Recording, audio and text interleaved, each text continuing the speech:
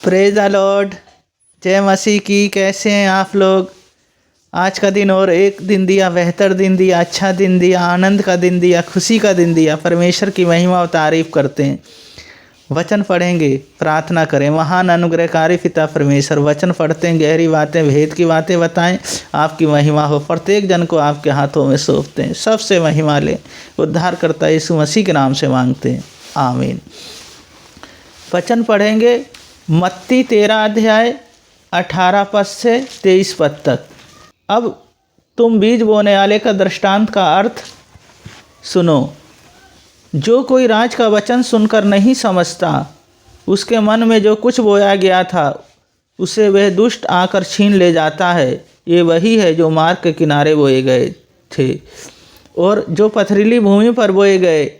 यह वे हैं जो वचन सुनकर तुरंत आनंद के साथ मान लेते हैं, पर अपने में जड़ न रखने के कारण वे थोड़ी ही दिनों के हैं, और जब वचन के कारण कलेश या उपद्रव होता है तुरंत ठोकर खाते हैं। जो झाड़ियों में बोए गए, यह वे हैं जो वचन को तुरंत सुनते हैं, पर इस संसार की चिंता और धन का धोखा वचन को दबा देता और फल नहीं लाते। जो अच्छी भूमि में बोए गए, यह वे हैं जो वचन को सुनकर समझते हैं और फल लाते हैं, कई 100 गुना, कई 60 गुना और कई 30 गुना। इस वचन को पढ़े जाने को परमेश्वर आशीष दें। यीशु मसीह कहते हैं वचन में बने रहो। पहली बात, वचन में हमें बने रहना है। राज का वचन सुनकर जो अपने मन में नहीं रखता, दुष्ट आके उसे चुरा ले जाता है। वह मार्ग के किनारे के हैं। जो कलेश या उपद्रव होता है और ठोकर खाते हैं, ये पथरीली भूमि वाले हैं। संसार की चिंता और धन का धोखा वचन को दबा देता है। ये झाड़ियों वाले हैं। ये 3 भूमि है जो इसमें फल नहीं लगता और ये बीज इसमें खराब हो जाता है।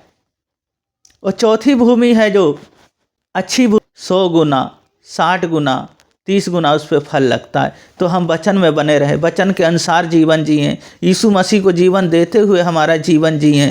और दूसरी बात है, हम चिंता हमें नहीं करना है। किसी बात की चिंता मत करो, किसी बात की चिंता नहीं करना है। सारी चिंताएं, सारी बातों को यीशु मसीह को सौंप देना है, यीशु मसीह को दे देना है, और यीशु मसीह हमें चलाएंगे, हमें संभालेंगे। चाहे वो संसार में कितना भी लोग सताएं, कितना भी चारों तरफ से दबा, कितने ही परेशान करें, हमें किसी से भयभीत नहीं होना है।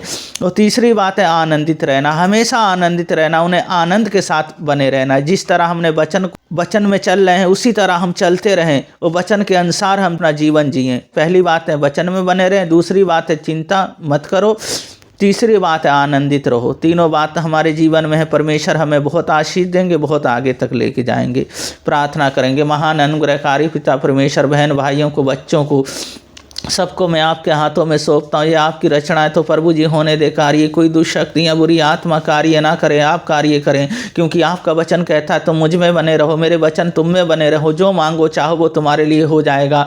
वो विश्वास करने वाले के लिए सब कुछ हो सकता है। जो आपका वचन है वो प्रभु जी बेनिफिट लेके आता है। वो आपका वचन है जो पापों और गुनाहों को ख़त्म करता है। आपका वचन है प्रभु जी हमेशा खुशहाल जीवन लेके आता है। तो प्रत्येक जीवन को आपके हाथों में सौंपते हैं। सबसे महिमा लें। पिता, पुत्र और पवित्र आत्मा के नाम पे आशीषित करते हैं। सारा गौरव आदर महिमा आपको देते हैं। उद्धारकर्ता यीशु मसीह के नाम से मांगते हैं, आमीन।